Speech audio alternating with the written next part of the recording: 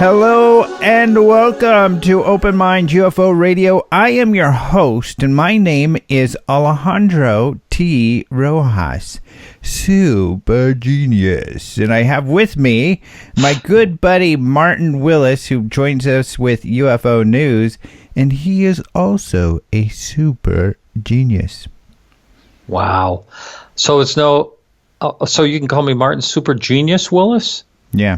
Maybe? Oh, I did. Yeah. You did. Wow. That goes on Thank your you. business card. You remember? I'm referring to the young guys aren't going to remember. The old guys like us will. Bugs Bunny, because that used to be on television all the time. Now the kids don't get to see Bugs Bunny, and it's terrible. So where most of my comedic stuff comes from. Maybe it's good, then they'll think it's original. But yeah, that was one of Wile E. Coyote, super genius. I like the sound of that. Wile E. Coyote, super genius. Now I'm doing the whole skit, but it's a good skit. Funny stuff. And he created that business card, Wile E. Coyote, super genius. Good stuff. Good stuff. Right. I grew up in that era too, and yeah, it was like Saturday morning cartoons. And then I guess they were on like every day. Yeah, they were on every day. And boy, I was there watching that. Bugs Bunny, one funny dude. Yeah, that's right. So, let us get into it. So, what we're here for, actually, people, is UFOs. So, just so you're aware of what our show is all about, we look at it from a journalistic perspective. So, we look at the news and the information out there. We share it with you, hopefully in an unbiased manner. If we're speculating or sharing our opinions, we'll let you know that. But, we're kind of looking at a more skeptical kind of hard look at everything. And if the interview starts at 25 minutes after, so if you want to skip over to the interview, you can, but you're going to miss a lot of the latest and greatest news. However, the interview is really good. Today we've got Lee Speigel, formerly of the Huffington Post. Now he's got a new radio show called Edge of Reality on KGRA Radio. This plays on that. Martin's show plays on KGRA and elsewhere as well. But so we talked to Lee about his new project there. The other project he's been working on is this documentary with James Fox. Of course, we had him on last time talking about that. But we talk a little bit about that because that is finally coming to fruition. And at the UFO Congress, James Fox, the main documentary producer, filmmaker there, is going to be talking about this film. So finally... Lee's been the guy leaking out some information here and there, but finally we're going to hear from the man himself, James Fox, about his new exciting film at the International UFO Congress. I can't wait. I can't wait to meet James. Yeah. Yeah. So, and people don't know this, but you have a very important job at the UFO Congress. I know you are very afraid to do it. And but it's kind of, it's like the director job who's doing the news. You've got to push all the buttons and click all the clicky things and, coordinate everything that's going on up there on the stage. I'm starting to get anxiety. No, don't do that. I'll try not to. You did a great job. You had fun. In fact, I couldn't get you off of it. I did. Yes. Like, I want to keep doing it. And we're like, well, no, your time's up. And you're like, no. I just looked through a tutorial the other day and I go, did I really do this? Oh. Hopefully it'll come back. Yeah. I mean, we both use that, what is it, OMD or whatever for... OBS, yeah. It's way less complicated than that, I think. Probably. Yeah. Getting back to Lee, what a great show he is running. I'm glad you're talking to him today. I hope a lot of people go check that out. It's really, I've listened to all 3 of them that he's had so far, and they've been very, very well done, professional, and very enjoyable. I'm sure he's going to love to hear that. Well, it's true. He's been doing it for a long time, so it's a lot of fun. Yeah. I think it was the late 70s. Yeah, something like that. Amazing. Yeah. Amazing. He tells a story, and I'll tell this because we didn't get into it, and I should have asked him about it, which is kind of funny. When he said he wanted to do a UFO radio show, they said, fine, but, and this is in New York City, the Big Apple, but if you're going to do this, you have to stand out on the street, I think they told him to do this weekly, in an alien costume to promote the show. And this alien costume was created by Saturday Night Live, and I'm pretty sure he's got a picture of it on his website. Oh my God, he never told me that part. That is so he talks about it in his lectures. That's very humbling. Yeah. If I would have moved forward with that if I was him. Yeah, he did it. So thank goodness, I guess. He got info out there. Wow. What you got to do sometimes, huh? I guess. Yeah. Holy moly. All right, so let's go ahead and get into the UFO news. Martin and I cover, the latest UFO news before we get into the show, the interview. And so go ahead and start us off. What bit of news that you find on the front page of openminds.tv or elsewhere that you would like to discuss? Well, I'd like to talk. There's so much news out there about the Storm Area 51 event. And so Lincoln County plans an emergency declaration ahead of it, which I don't blame them. And I'll get into that, in the story. So this is basically through Las Vegas News Channel 3. And Lincoln County officials are moving forward with plans to sign an emergency declaration ahead of Storm Area 51 event scheduled for next month. The county's Board of Commissioners met Monday morning to discuss a pre-signing for the declaration and in anticipation of the September event, which is expected to draw as many as 30,000 people. Now, I've heard people throw out all kinds of numbers, maybe 50,000. I don't know. It might be one of those things where people will show up because it's just curiosity, wondering who else is going to show up and how big it's going to be. I think there'll be, I think it's possibly a lot larger. And the reason that they're having this emergency declaration, or they want to declare that, is because of the area. We've talked about this, you and I have before, there's no lodging there, and the closest town is Rachel, and I believe wasn't there like 100 people there or something? Is it so small, such a small town? So there's such a lack of resources, including gas and lodging, and of course food. And there's an inn there, but it's completely booked, of course. So I think people have to, and it's such a harsh environment. I mean, the temperatures even that time of year can still get really hot, and there is just, people really have to be very, very careful.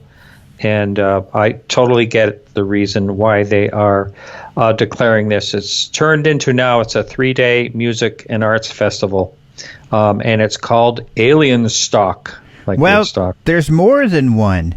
There's one called Peace Stock, and the organizers got a hold of me for that one, and that is the guy who got a hold of me also does Coachella. So I think that's what that was all about. Peace Stock 51, I think they're calling it. So, I think it's a Coachella people decided, because Coachella's not that far, so they've got experience putting on events. But, they want to do, this big, same thing, kind of a Woodstock Coachella thing. In fact, they have a bunch of pictures if you go look. Oh, and they've put up some more bands, so they've got some more actual. I was just going to ask you bands. If I saw there's a few confirmed bands, but no, they said there's going to be some real headliners, but I'm not seeing the information. Well, I don't see at the Peace Stock 51. They have, it looks like a picture of Kendall Jenner or a girl that looks like her with a bunch of people and, same Coachella. I'm sure it's a Coachella picture. Scantily clad people and stuff like that. And then the artists they have are, I don't know any of these names, so. I know that's tribute artists and indie artists. I don't know. So anyway, yeah, the issue has been some of these are at the Little Alien, which is in Rachel, Nevada. The town has up on their town site, "Don't come here. This is bad. These guys are not prepared. These guys are bad. The city doesn't want this. They're going to be armed and protecting their land, the citizens of the city," it even says. But it does say, go ahead and go to the Alien Research Center. So the Alien Research Center is having an event.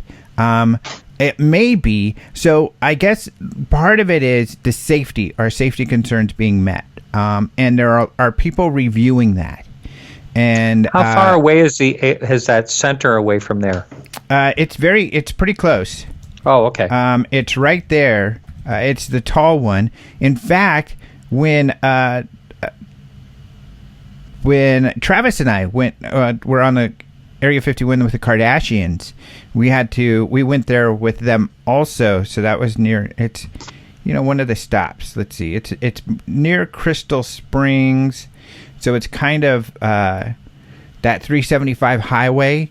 Rachel is about on the north side of that, and at the end, at kind of the crossroads, that's where the Alien Research Center is. It looks like only, 5, I don't know, maybe like 10 miles away.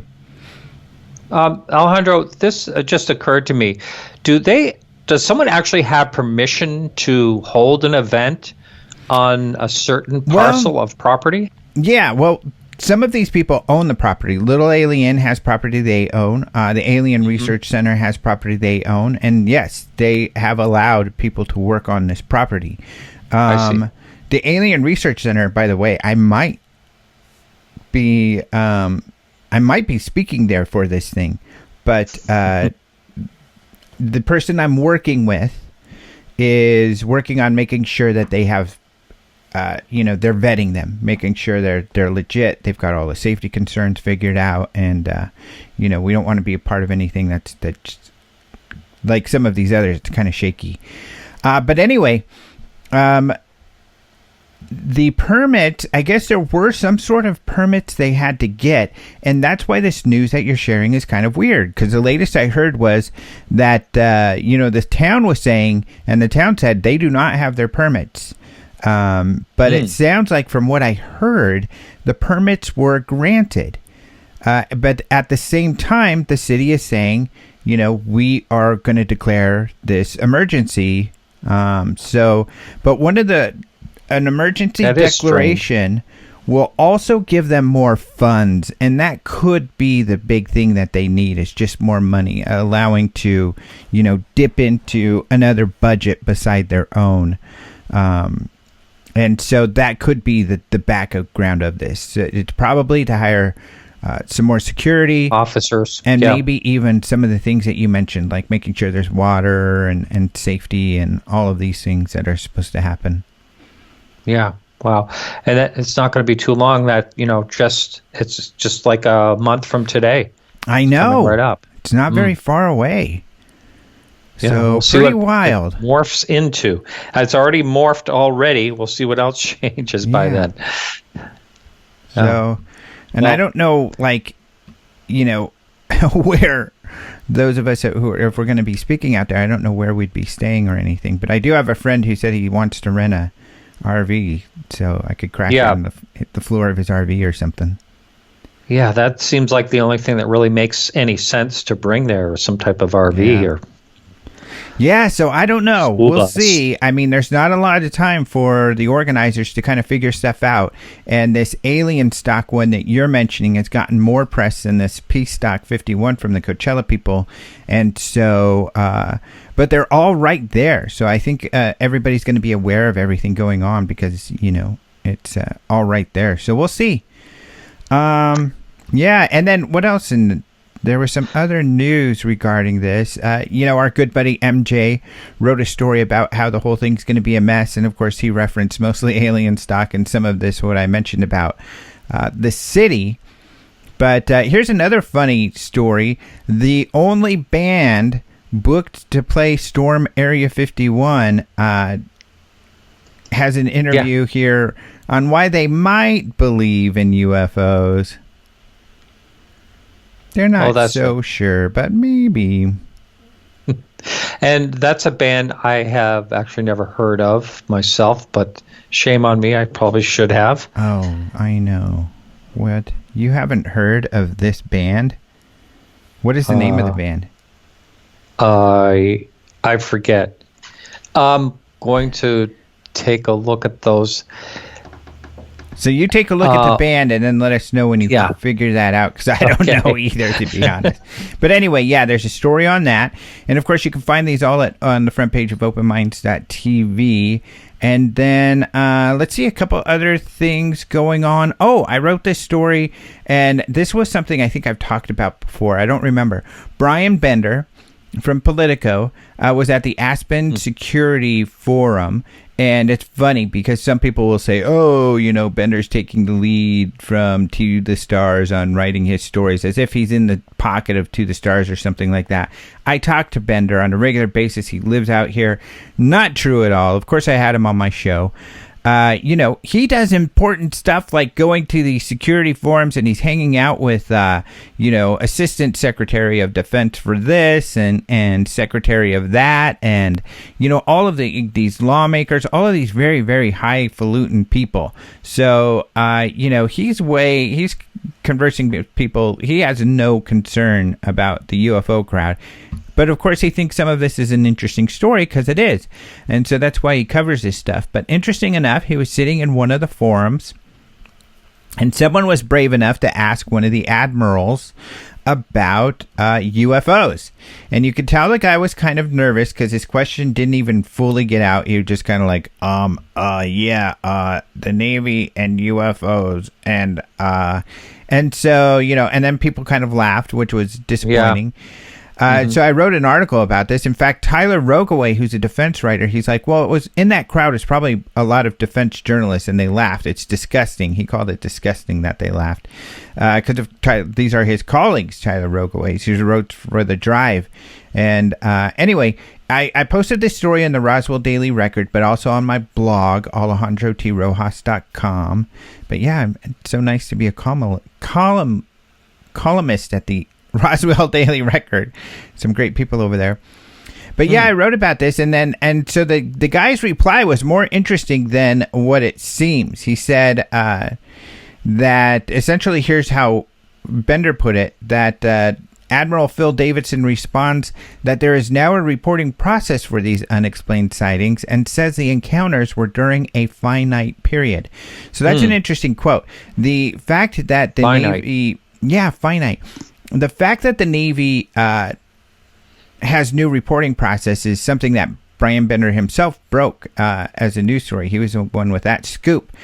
But so it's interesting this admiral knows about that, although, he's in the Navy, so that's not as surprising. But the finite period thing is something that is interesting. I asked Bender, what did he think that meant? And because my point was, the sightings, the two big ones that we know about that we know they were briefed on, it's because of the television show Unidentified is why we know they were briefed. And, of course, this is due to the work of To the Stars and Lou Elizondo. But those cases occurred in 2004 and then 2014 and 2015. That's not really finite. That's a large period of time. But what Bender's saying is that he thinks what they're saying is that these periods of times where they were sighting were like 2004 or 2014-15. They were during a finite period of time, here and there. I further wrote then about what Tyler Rogaway has been writing about, because Tyler Rogaway has been making a point that he agrees that it is a finite period of time and in certain places all around the United States. And furthermore, that in both of these cases, there was a new radar technology that was being deployed. So he's putting together these facts to say, okay, brand new radar technology. These all happened near the United States, off the coast, and, during a finite period of time. He's saying those ingredients point to human technology, somebody, messing with them, and it's some sort of top secret technology that's very exotic.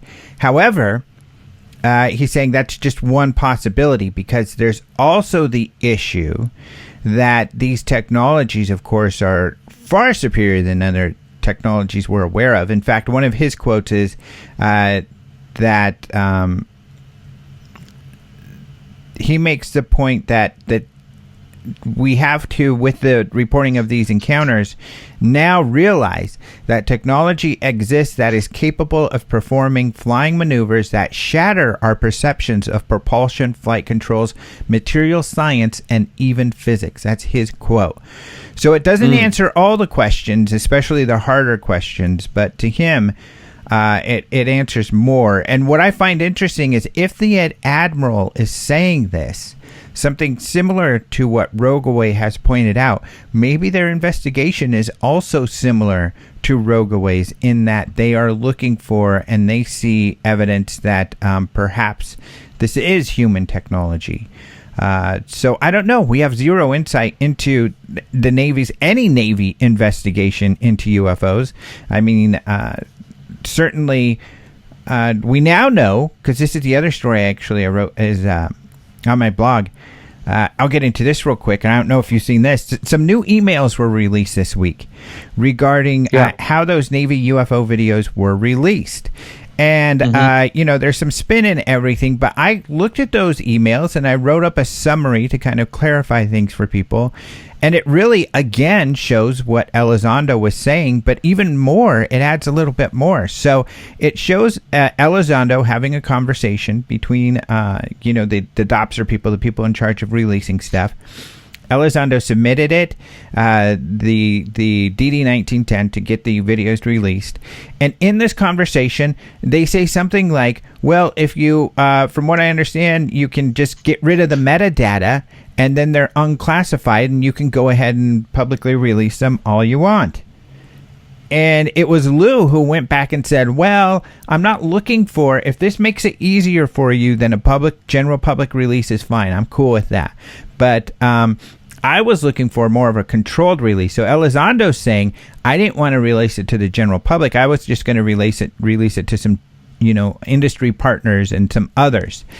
And but what they did was stamp this thing cleared, open, for publication. And as I point out in my article, if you go look at the instruction booklet for the DOPSR, for the DT 1910, it says if it's cleared, open for publication, that means, despite what anybody else's input, and it says this, the verbiage practically says this, I'm paraphrasing, but it says then it's clear for general public release. So those videos were cleared, like I thought, for general public release. Now, I got kind of criticized for suggesting that, but now this proves that. So it proves that they were the ones on the DoD side that were cool with the general public release. So even though some people with the public affairs department made it sound like, they released it more than they should have, well, Lou's the one who came up with the restriction. So really, and they told him you can release it to whoever you want. So he really was able to release them to whoever he wanted. And that's what those emails really show. So they're kind of interesting, but it does show the Navy was involved with at least releasing them. Interesting. I know we're out of time, but I just wanted to tell you that rock band is a rock trio called Wiley Savage. Wiley Savage. I haven't heard of them. Have you? Oh yeah, sure. Yeah. No, I have no idea. Yeah. Wiley. So rocking to Wiley at Area 51. That's right. So, all right. Well, thank you very much for sharing all that news. Yes, you're very welcome, and I can't wait to hear Lee's interview with you. Yes, it's always great to have you on. It's always great to have Lee on, and so we will get to that right after the break. But thank you, Martin, for joining us. Of course, you could check out Martin at Podcast UFO. Otherwise, let's go ahead, and after this break, we will be back with Lee Speigel. You're listening to Open Minds UFO Radio.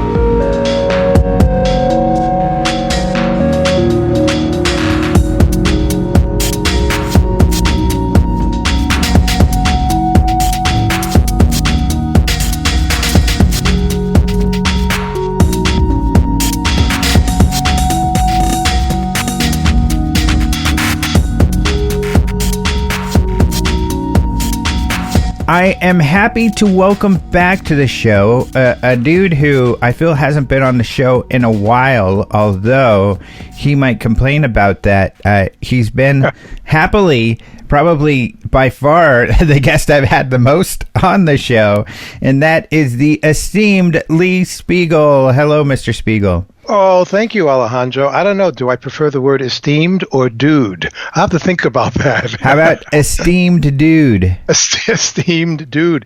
Is that true that I've been on more than anyone else? Wow. Oh, I'm sure you have, because we do the yearly special. Yeah, Plus, I have you periodically just to talk about, different cases and different UFO stuff. Yeah. So if I wouldn't count it by far, besides Martin, but he's on every one, of course. Well, I do appreciate that. Is there like a prize? Yeah. for that distinction? Yes, that you get the title of esteemed dude, esteemed UFO dude. That's going to look so good on a T-shirt, I tell you. Yeah, that will. That'll be fun. So you have been, last time we talked to you, you actually made some statements that were pretty controversial. At least maybe even got you in a little bit of trouble. I don't know. But because we were talking about what? Oh, I think it was the year end. It couldn't have been that long ago. No, yeah, it was, because I remember that show in January. At one point, you asked me, Lee, what do you think is going to be the biggest story of 2019? Yeah. So I just automatically started talking about UFO metamaterials and fragments and, who's doing what and what could it possibly mean. And we were talking about it. And people out there who were either listening to the show or listened to a rebroadcast of it, and like UFO Joe, for example, who is a colleague of yours, and he likes to listen to programs of interviews and then go back and listen to the transcripts, and he likes to transcribe them and put them on his site, his blog, and make whatever his own comments are. And apparently he did that based on the conversation that I had with you and Martin about metamaterials, and it didn't get me into any trouble with the scientists who James Fox and I interviewed on camera exclusively about the work that they're doing. I didn't mention any names or where we did the interview, basically, which was in a very secret laboratory, and the amazing things that we saw at this location. I was very careful not to mention those kinds of details. And at the end of UFO Joe's analysis of that, he said something like, well, Speigel didn't mention any of the specifics, but if I was going to bet, he's probably talking about blah, blah, blah, and blah, blah, blah. Okay, So when I then sent that blog to producer James Fox, he got really upset because he said, how could you let this information out? And I said, excuse me, James, if you go back and read this guy's article, I didn't let any information out. Be very specific before you jump on me. I was very careful. And then he calmed right down and said, yeah, okay, we're good. We're fine. Yeah, he was just shocked. Yeah, he didn't realize. And I think a lot of people don't realize, how much information is out there if you dig. And of course, people like Joe are really good at doing that digging. Yeah, and that's what's so great about him. Yeah. But, and just so people are aware, I mean, that piece of information was just that you, and correct me if I'm wrong, in this documentary, you will be covering some cases where they're going to be looking at anomalous materials, which I kind of like that phrase. This metamaterials has become popular, but it's so technical of a term. I think we have to be careful not to misuse it. So, and really what we're looking at is anomalous materials. But anyway, anomalous materials being analyzed by credible labs that are not related to the stars that are going to be part of your film. That's right. And I may have said this on the original interview we did, but what James and I were allowed to film was the actual technology that is going to help to confirm certain things about some of these fragments that come from around the world that scientists have been able to get their hands on, and based on the stories and the origins of these materials, we don't yet know how much of this stuff comes from either real stories or comes from things that are easily explained. For example, what they're looking to analyze with the technology that they've developed is how to determine if any of these fragments were either naturally formed here on Earth, or were they manufactured by someone off the Earth? And if they were manufactured, what was the purpose of the manufacturing? And these scientists are being very careful not to even use the words extraterrestrial, ETs, UFO, like that. They're just saying, we're just doing what we're doing as scientists. We have this material.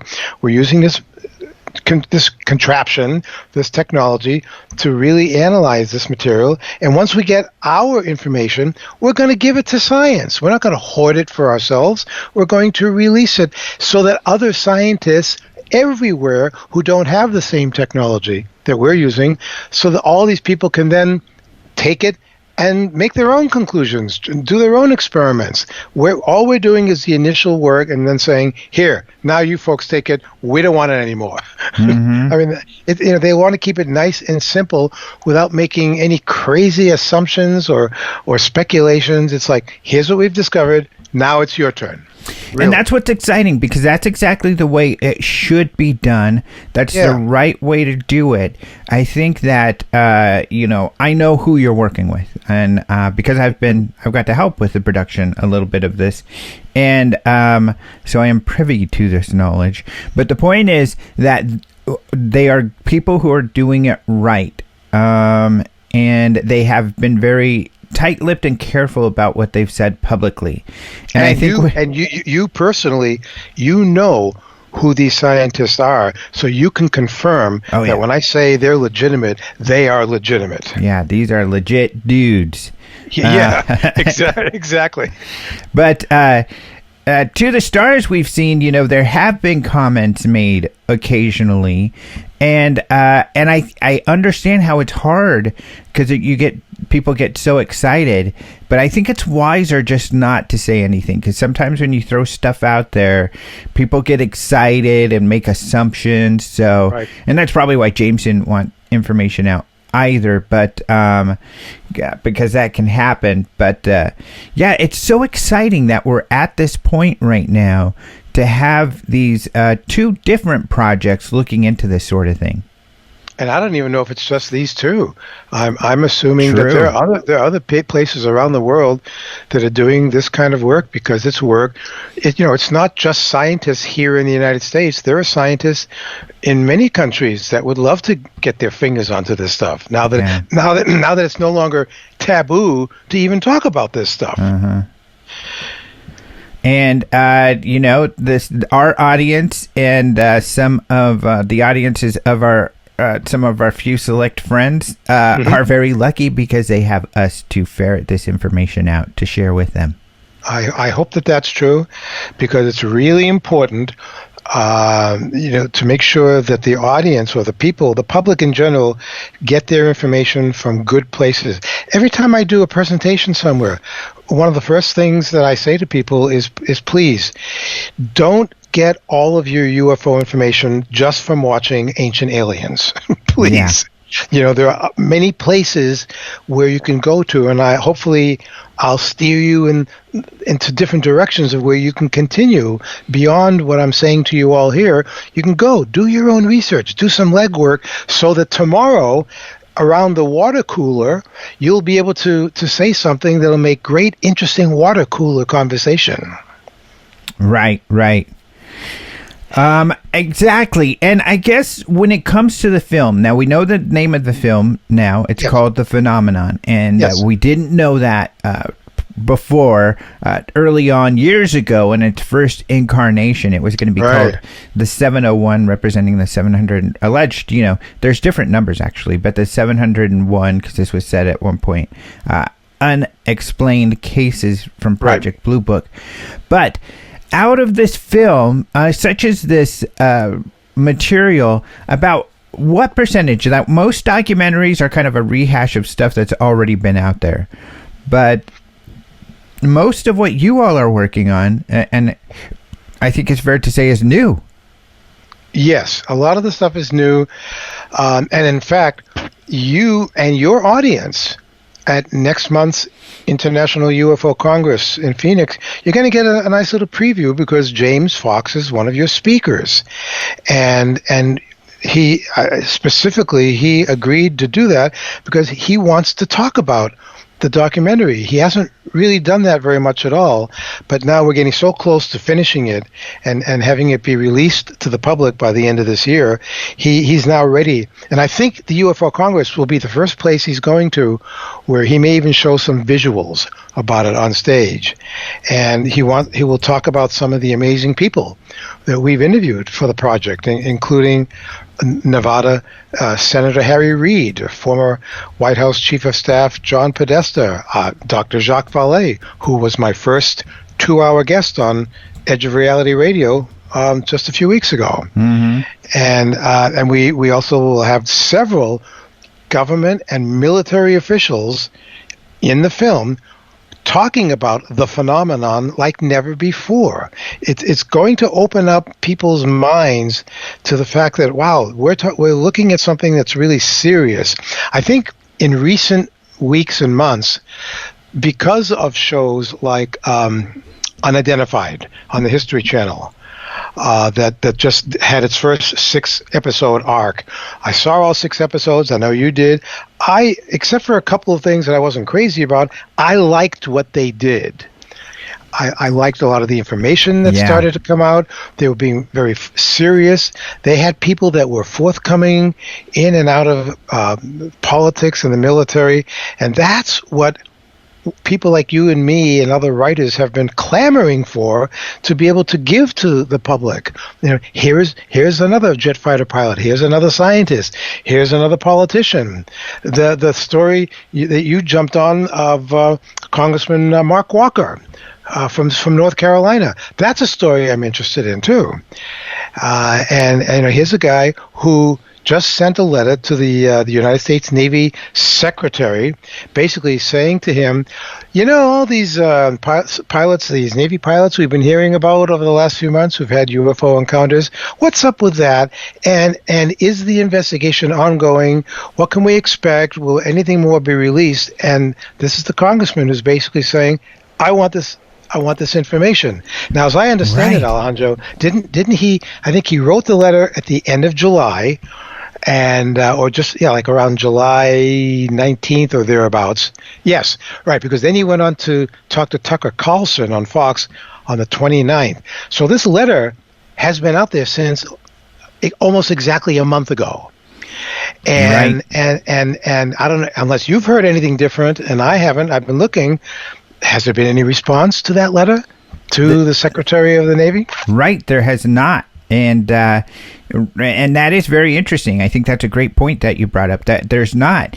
And I love this letter because it's so well written. I mean, whoever did that obviously did their homework, because that letter hit on, I think, if they would have called me up and said, hey, we're writing this letter, what would you advise we put in this letter? I don't think it would be much different in the way that they put it together. A couple things that they didn't get exactly clear, but Because they even called out, hey, if this advanced aerospace threat identification program existed in the past, and you're saying you closed that program, that means that ever since you closed that program, you haven't been investigating these UFO cases that you say are so important. Why not? You should be doing that. Right. So it's kind of calling them out. Of course, Lou says the program does exist, so that's essentially causing them to say whether or not the program still exists, and they would have to admit it. Now, luckily, I get to see some stuff others don't. I've seen paperwork. I know this group exists still, or at least I know things continued, and so that information will come out eventually. I'm sure it will. Just like more and more information comes out as time goes along about the background of the program. So that's great that he called him out on that to see what they say. Now, unfortunately, it's addressed to the Secretary of the Navy, who didn't have anything to do with ATIP. But Right. We'll see if there's a response. You would think they would have to have some kind of response. Well, and it's all part and parcel. This comes on the heels of all that news about how the Navy opened their mouths and said, we're about to change the policy reporting guidelines of all Navy personnel who encounter UFOs. We're changing our policies now. They didn't have to make that information public. They could have just not done that, but they opened up a little can of worms just by letting us know, oh, now the Navy's changing their policies. Gee, I wonder why. They could have just kept quiet and gone on to other regular Navy business. Well, no. I would like to ask you about this because you've been doing this for so long. And the Navy is kind of funny. They make this statement, okay, we take UFOs seriously. We've got new reporting guidelines. We don't mess around when it comes to UFOs. Yeah. Which is great for them to say, but they've been one organization that has not shared practically anything about UFOs in the past, and now they're kind of pretending like, oh no, we're in the foreground, we're in the forefront of releasing information. It's kind of funny. Well, what I like about this is that ever since December of 2017, when our friend Leslie Kean and two other folks from the New York Times wrote this now famous New York Times story about the Pentagon top secret UFO study, ever since that kind of opened up and made it all a little bit of a game changer about UFOs, nowhere in all of this, it's been Navy jet fighter pilots, Navy this, Navy that, USS this carrier, USS Nimitz carrier, but nowhere has the Air Force come out with any statements like that. It's like ever since 1969, when the Air Force closed Project Blue Book and said, there's nothing here to see anymore. There's nothing here of any scientific evidence. We're not being visited by anyone. There's no evidence of extraordinary technology. Please, everybody, go home. You've been there, done that. And ever since then, we haven't heard a peep from the Air Force, except for over the years when it kept coming up in the news and the Air Force had to keep coming up with new explanations of what happened at Roswell. And again, and it was during all that time that the Navy wasn't saying anything. It was, here's the Air Force just denying, they were denying and denying it. And now all of a sudden, as you say, here's the Navy coming out with this information, but where's the Air Force? Because the Air Force realizes, they must realize that everything that they wrote in their conclusions in 1969 about them not being interested about anything to do with UFOs, well, that was obviously a lie. And what can they say now about it when we now know it was a lie, because there has been investigation about UFOs since then? You know what I mean? Yes, I think you're exactly correct. And that's what's interesting, is that no doubt their strategy has been to keep quiet and hope that this all blows over.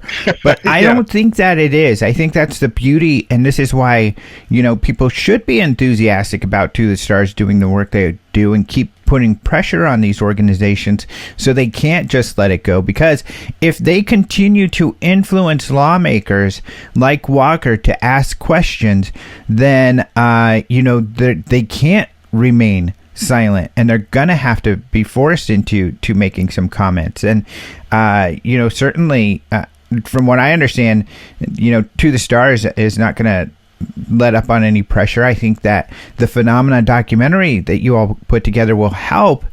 And, at some point, all these guys are going to have to start making comments. They're getting asked these questions in these important forums, like the Aspen Security Forum in Colorado. Brian Bender wrote about how, or tweeted, and I wrote a story about it recently, how, one of the admirals was asked about UFOs there. And even though most of the people in the room laughed, the admiral did not, and he answered the question. So, yeah, this is not something that's going to go away for these guys if we don't let it. But that gets me to a different topic then, Okay. Unless you had any comments on that. Well, the only thing I was going to add to that is it's funny how when that news broke in 2017, the Pentagon top secret investigation, and between 2004 or whatever it was that supposedly ended in 2012, and Lou Elizondo, a friend of yours now, has said that it probably didn't end and is continuing. Those dates, those years, kind of stuck in my brain, and I did a little digging and found that something that the audience doesn't know about. My guest this week is going to be Dr. John Alexander, another mutual friend of yours and mine. Now, Dr. Alexander, he's a former military insider. He had a top secret clearance. And in 1985, I think that's really interesting. In 85, he created a group called the Advanced Theoretical Physics Conference. And it included top-level government officials and scientists who were brought together to study UFOs.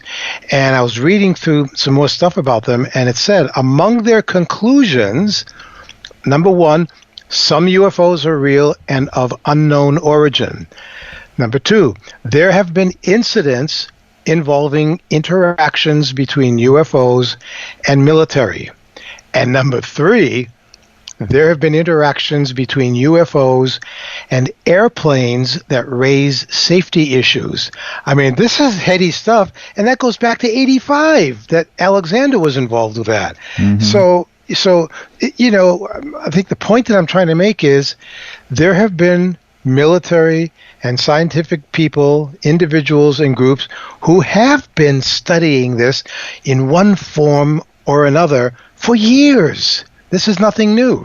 Right. And, my point has been, all along that although the Air Force used to give, and the government gave this impression up until recently, that they didn't want anything to do with UFOs. They figured it all out in 1969. There's nothing to it. They're not wasting their time with it. That's the message they've been giving us all from 69 up until December 2017.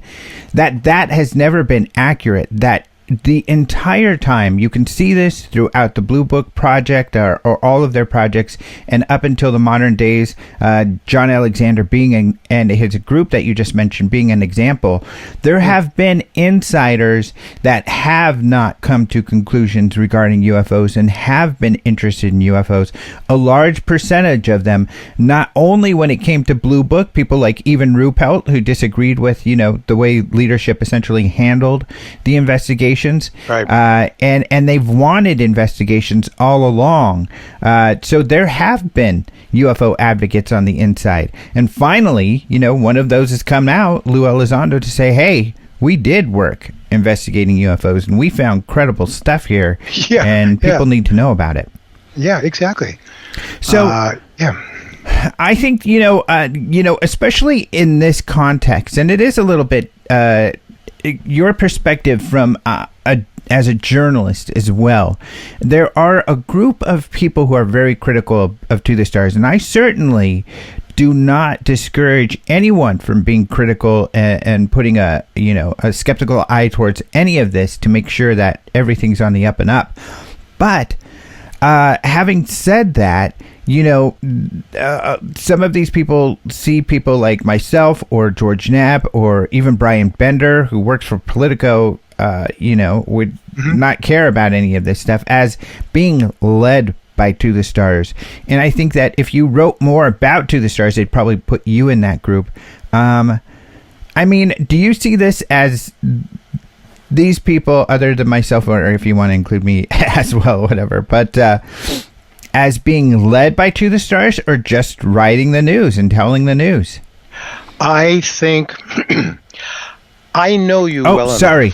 We're going to have to hold that question till the next segment because we've got to take a break right now. I just noticed the time. I'm going to just keep talking. So this exciting answer to this question will come right after this break. We're with Lee Speigel. You're listening to Open Minds UFO Radio, and we'll be right back.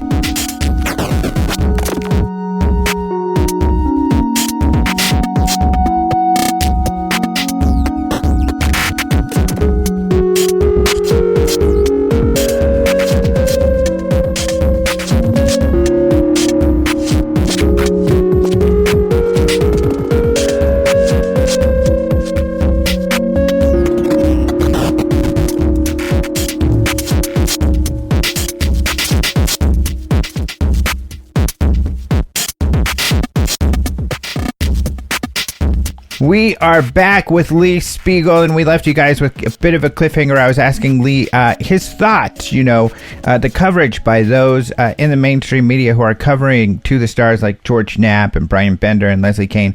Do they appear biased to you as a journalist, or just people who are covering the story? I think because of my relationship with you and my friendship, and also with George Knapp now, and I appreciate what you guys have done, or what Leslie Kean is doing. I believe that for the most part, you're not really giving us a line of crap of the things that you talk about or that write about. You're out there digging for information that you can just present in an unbiased way. That's kind of what I'm trying to do too. In my premiere episode of Edge of Reality Radio a few weeks ago, I told the listeners right at the top that no matter what we explore on the show, and I gave them a list, whether it's UFOs, the search for extraterrestrial intelligence, strange creatures, ghosts and the possible survival of physical death, or out-of-body experiences, time travel, current research into human consciousness, whatever I bring to the table in this show, there won't be any room for ridicule of any kind. And I say to people, open-minded skepticism is always the first course of business, and that I would open the phone lines, so the audience can communicate with the guests and me. I want people to ask questions, offer their opinions, and tell us their stories. Now, I know, Alejandro, I think, is it at the top of your Open Minds site on Facebook, where you lay out the rules there of, we're not going to accept certain kinds of behavior on this website for anybody. In our Open Minds UFO news group, we have that. Yeah, and it's just the fact that you do that you're laying out these rules and regulations of, if you want to participate in what we're trying to accomplish here, then you're all welcome. But the moment you start going off the deep edge and start ridiculing people or making fun or doing any kind of slander, that's not what we're about. Yeah. And so you don't slander people. George Knapp doesn't slander people. I don't believe Leslie Kean has. My good friend James Fox, and you and I know other writers in the field who I could say that about. And there are others out there who have these ongoing YouTube and online websites, and they're always adding things every single day. Pictures, videos, speculation. Oh, what's that thing in the distance near the Martian rover Curiosity? Must be a Martian tower. Or we see these every day, and those are the people. And I'm not naming any names because I don't have to. It wouldn't be appropriate.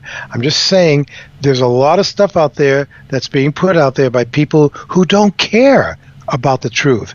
They only care how many hits they get and what can they possibly sell in their store. Yeah, exactly. And I guess before, I want to talk a lot about your show. We'll spend the rest of the time talking on your show. Okay. But one more question, especially talking about what we're talking about, we have been talking about. I don't think it's wrong for people that are into UFOs and the topic to root for To the Stars or myself, because I admit that I do. I as a journalist, I take my responsibility very seriously to keep an eye for the truth and to expose and share information, no matter how uncomfortable it is, if it's a fact, and no matter who it is. That's our job as reporters. But it's just like NASA. I root for NASA because they're doing cool stuff in space. Would I write about improprieties, or if I came across some kind of problem? Heck yeah, I would. Because when we're criticizing them, we're making them a better organization, especially if we're calling out something they're doing that's bad. And the same goes for To the Stars. We would do that if it was them as well. So I don't know. What I'm saying is, I don't think it's wrong for us to want to root for To the Stars, just like we would root for NASA, even if we would expose any issues with them. It's not okay. Do you feel that it's a problem for us to root as journalists for To the Stars? Well, I don't know that I would use the word root. I always like to kind of hold back information about anything or anybody or any group that comes at us kind of out of nowhere with new information like this. I would much rather kind of sit back and watch it evolve a little bit in the media to see what's going on with them. And it took, for me, it took several months before I started to believe that what Tom DeLonge was doing was kind of righteous. And I'm a little biased in my own right, because back in 1978, when I was trying to get people behind my effort to bring UFOs to the United Nations, I faced a lot of that kind of thing that I'm sure Tom faced in getting close to the various military and government people that he needed in order to move this thing forward. I was, in that sense, I was rooting for him, because I've been hoping for years someone else would come along and do this, Mm-hmm. Because, I remember how much energy it took out of me all those years ago to do this whole thing at the UN. And I can only imagine how it must be even more energy depleting for Tom DeLonge to have gotten as far as he has. So at this point, I tip my hat to him, and I think what he's doing is a great job, even just to get as far as he's gotten to bring people who I'd like to have on my show. Mm-hmm. And so, yeah, I think it's good to stay cautious. Right. Initially, when we suddenly hear about a new person or a new organization that's come out that's really going to get it to the public, I want to make sure that I feel comfortable about it before I do any personal reporting on it myself. Mm-hmm. And I think you probably feel the same way about it. Yeah, that makes sense. I just kind of wanted to get your sense, because I don't feel, and I don't think any of us feel, like we are just blindly accepting everything that, is coming out of To the Stars. Right. We're looking at it, being critical and sharing. But the interesting story here is that these guys are making this sort of progress, and this is progress, like you say, we've been looking for and you've been looking for.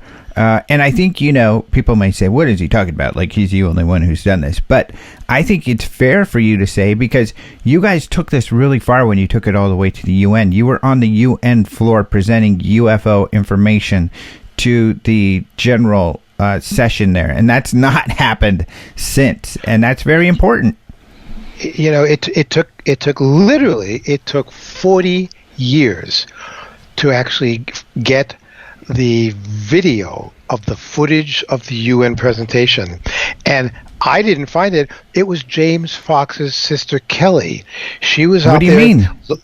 Looking, she was helping us with a documentary, and she was tasked with the work of going out there and getting interesting archival footage of things related to UFOs that had never been seen before that we could use in our documentary. And she went onto this one site that was owned by CBS, and she came upon a little thing in the table of contents, and all that it said was UFO secret meeting, or something like that. And unbeknownst to me, I didn't know she found this. She opened it up, looked at it, and sent it to James in San Francisco, she said, I don't know if this is something you guys are interested in, but here's some video I found on this website. It looks like something big was going on at the United Nations. Do you want me to see if I can get it?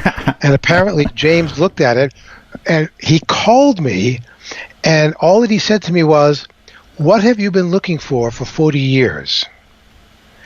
And I think I said, you said something you were like, that sock. You found my sock.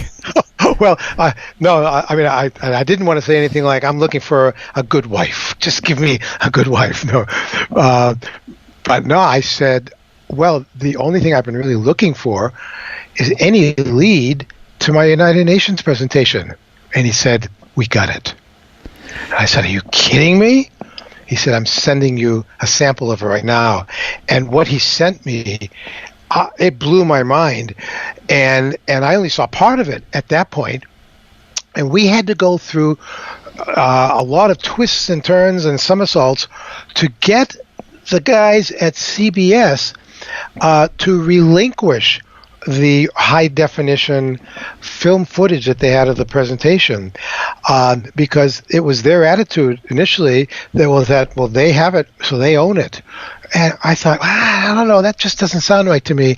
And I dug out in my archives, Alejandro, from 1978, a letter that was written by the country of Grenada, because Grenada was the proposal and presentation sponsor of the presentation in 78. Grenada sent me a letter. Well, that letter that was sent to me, and it was also sent to all members of the media in 1978, basically said to anyone in concern of this, the country of Grenada hereby gives authorization to film the upcoming UFO presentation in November of this year, 1978. The rights are given to Mr. Lee Speigel. And that was enough said. And I took the letter. I made a lot of copies of it. I kept it all these years. And then I sent it to James last year up in San Francisco. And I said, hold on to this letter in case we need to prove this at all. But in the meantime, I got in touch with the United Nations Public Affairs Archive Library. And I got friendly with one of the folks there. And I said, do you have anything still in your records there at the library of a presentation that was done? I gave them the exact date in November 1978, the room where the presentation occurred, the time of day it started. I mean, I gave them all the details. And they got back to me about a week later and they said, well, unfortunately, we don't always keep everything that's filmed at the United Nations. Over the years, things have actually been deleted for various reasons, so we can't find that one.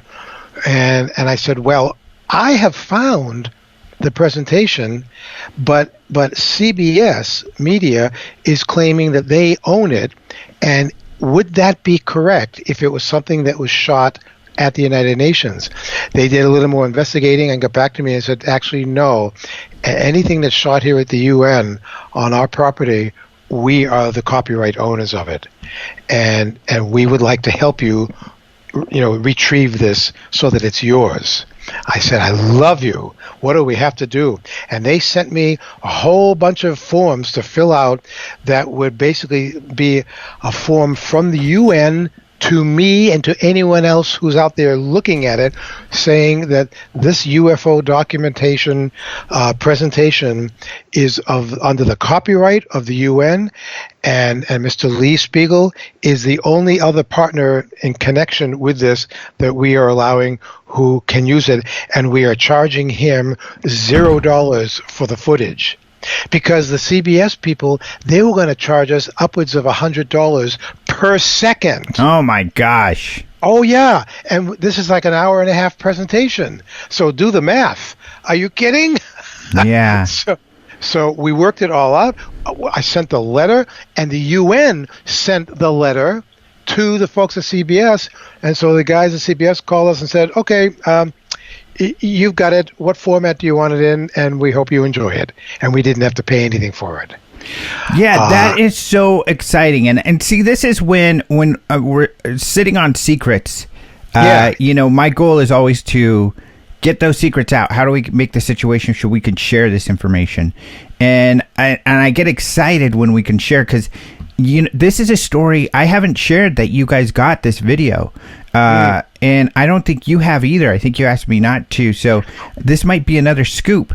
You might be right. We decided we were just going to wait, and we're going to show portions of it in the documentary, because we can't show an hour and a half presentation because we only have a few minutes at the most to use. So I've been discussing with James, and we're kind of tossing around the idea of making it maybe as like an hour and a half special add-on feature to the documentary, if people want to see. Which you definitely should, or provide it some way. But I just want to kind of emphasize how important this is and how cool this is, because this footage has been lost to history up until now, and now you all have footage of this 1978 presentation you gave on UFOs, where Dr. J. Allen Hynek was there, Jacques Vallée.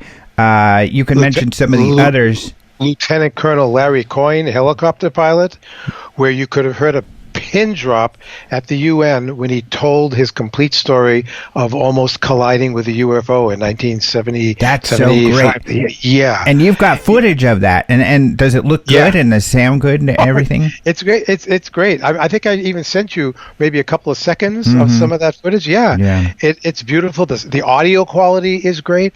And it's like nobody else has this. And we're so proud that we've got this. It's just amazing. And it literally took 40 years before I got it.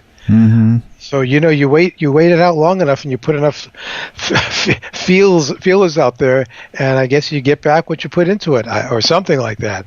Yeah. We're very, very proud to have it. That's all I can say. So awesome. That's extremely exciting. So let's get into the news too. Sure. Or at least your show is what I meant. I used to say, let's get into the news. Sure.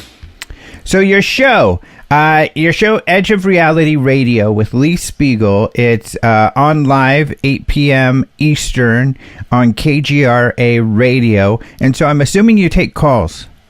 Yes, we've just started taking the calls. They're using a new system out there in Salt Lake City, where the main studio is. And it actually isn't a new show. It's really a resurrection of a talk show I hosted over 30 years ago, which was called, coincidentally, The Edge of Reality. And I did that on NBC Radio.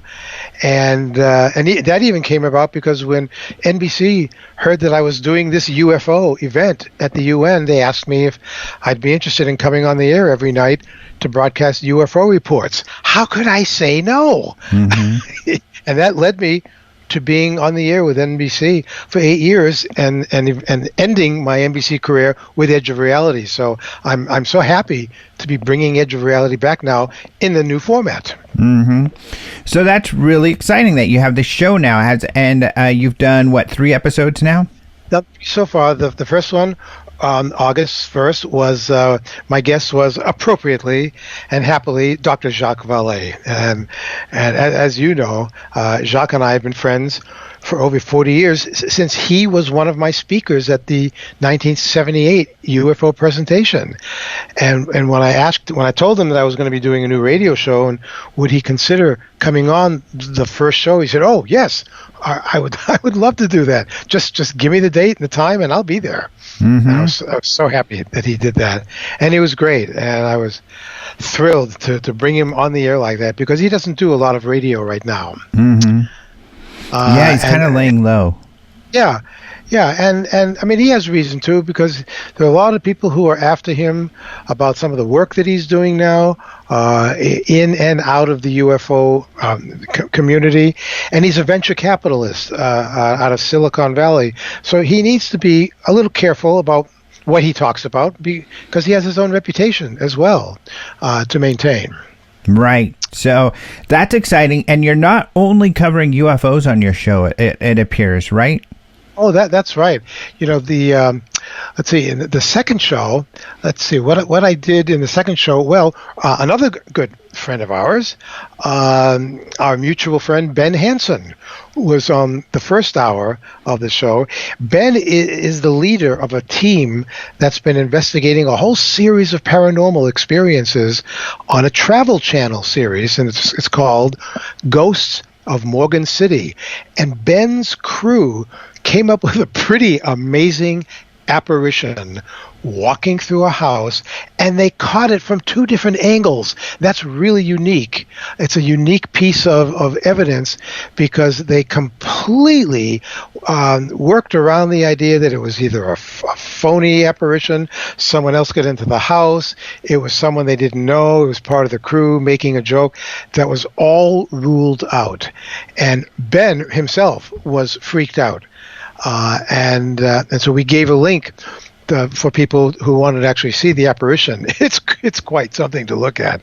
And what I did was, for the second hour of that show, I interviewed one of the scientific researchers who will soon reveal what they say is something called a soul phone. SOUL phone, as in an actual device that they're suggesting will begin to allow communications between living persons and the dearly departed. Now that's amazing. Come on. That's amazing. What can I say? Oh, and he says he's going to, this is something that he's going to be releasing. Yeah, in fact, the lead researcher is a scientist with impeccable credentials. Is Dr. Gary Schwartz. He's with the University of Arizona. You may even know this man from your roots in Arizona.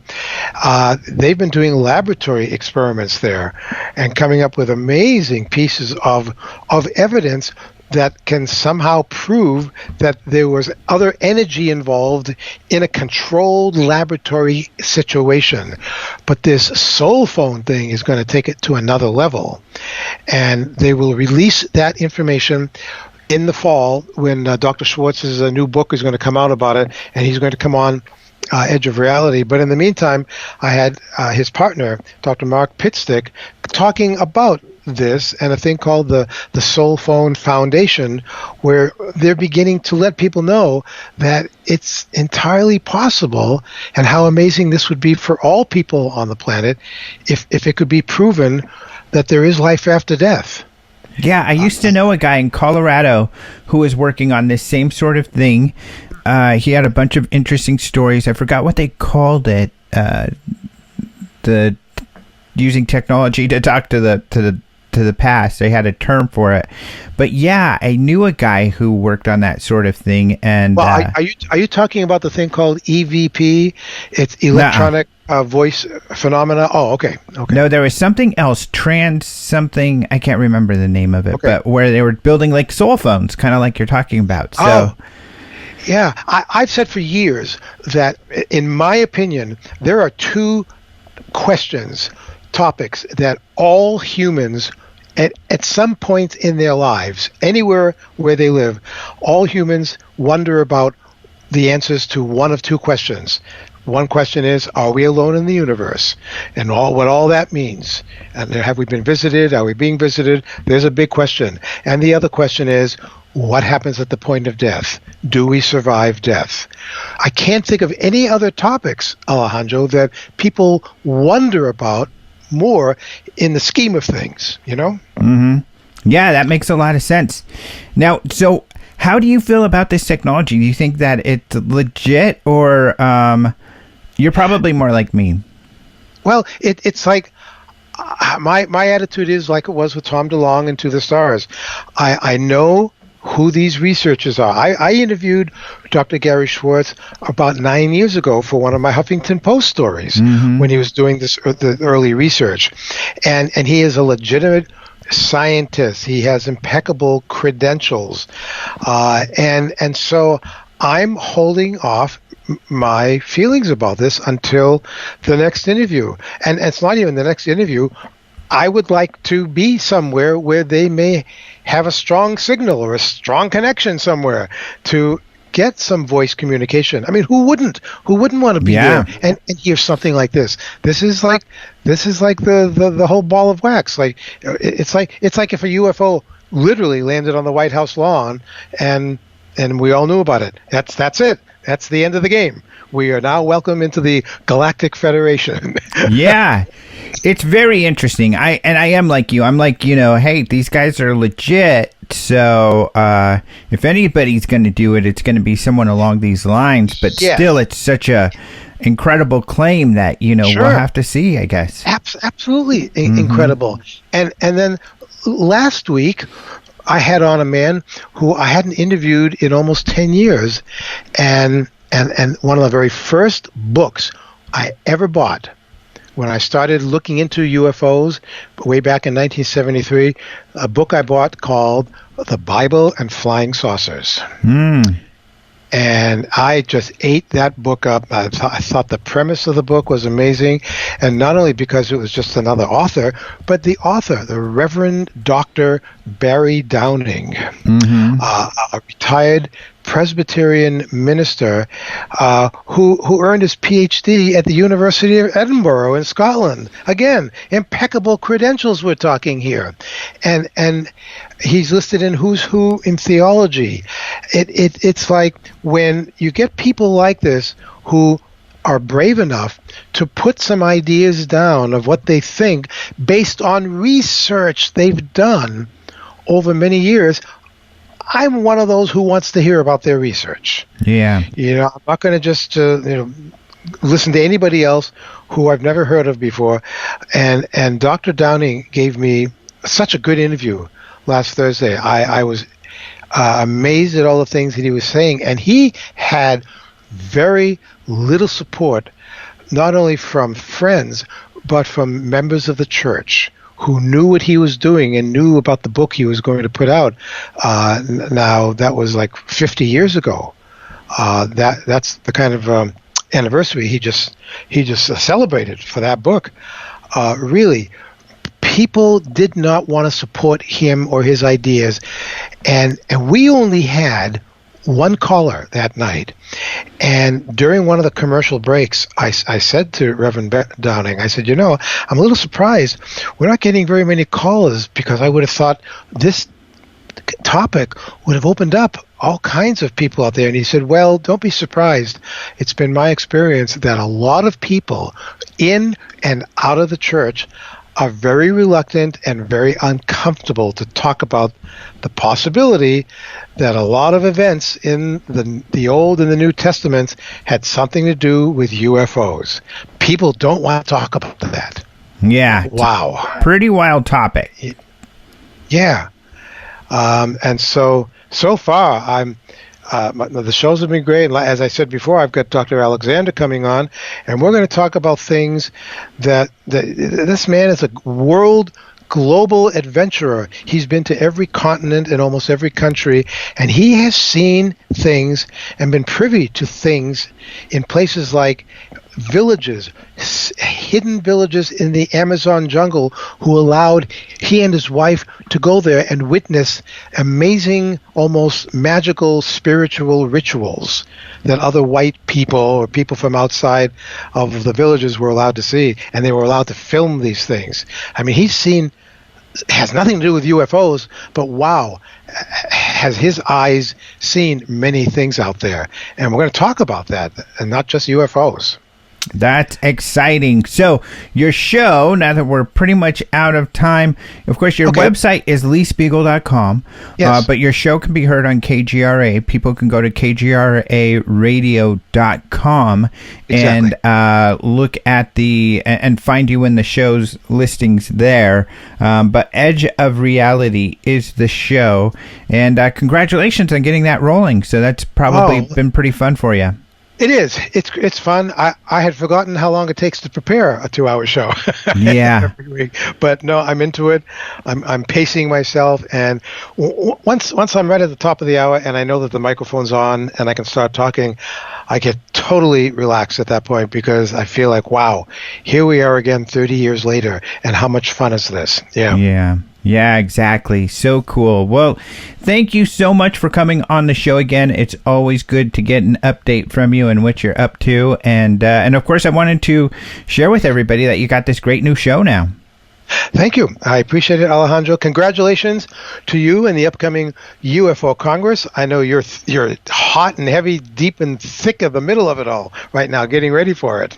Exactly. So I've got to get back to working on that right now. In fact, Karen came in and was like, oh, we got something else to do. So there's always something with that thing. Congratulations to you and to Karen for pulling this off. I congratulate you both. Thank you so much, and thank you so much for being on the show, and well, hopefully won't be too long till we have you back. I know. Sounds great. Thanks, Alejandro. Thank you so much to Lee Speigel for joining us once again. He's always a lot of fun and wealth of information. You can check his website out at leespeigel.com, or you can also go to KGRA and look for Edge of Reality, or you could Google any of those things and it'll take you right to him. But definitely check out his new show. It's really good stuff. And you're going to need a replacement because, brace yourselves, I'm not going to have a show for the next couple of weeks, next few weeks, because it's that time of year. It's the International UFO Congress, and as many of you know, I'm usually too busy with the conference to do podcasts for the couple weeks before. So you're just going to have to hold tight, or go ahead and go to ufocongress.com, get your tickets, and come join us at the Congress. It's that easy.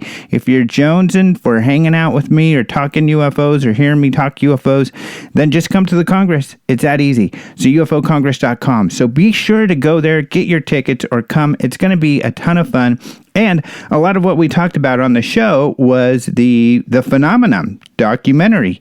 I don't even know if we talked about how that's the title of James Fox's and Lee Spiegel's documentary, The Phenomenon. So if you want to hear more about that, of course, we're going to have James Fox at the conference talking about it, giving some sneak peeks and giving us all the latest and greatest on that. So otherwise, I'll probably have some articles and comments out on social media still, so you can follow me on my Patreon or my social media, and we'll still have some conversation going on there. The conversation never ends, and I feel like, I'm pretty sure there's going to be new revelations coming every moment. In fact, I know right now you can go to my Twitter and see some late breaking news. Lots of cool stuff going on. Anyway, thank you very much to Lee Speigel for joining us. Thank you to Martin Willis of Podcast UFO for joining us at the beginning of the show with the news. Remember, you can go to openminds.tv and see all that news right on the front page. And actually, if you go to the drop down for the articles, you'll find UFO news headlines, and there are a bunch of headlines there that go back for a long time. It's a great research tool to see all the headlines going back for years. So go check that out at openminds.tv. Otherwise, that is it for this show. Thank you to Caleb Hanks for the opening and close music. Thank you to Systematics for the bumper music. And remember, be sure to join us at the UFO Congress. So once again, ufocongress.com to see everything going on there. Until next time, adios, muchachos.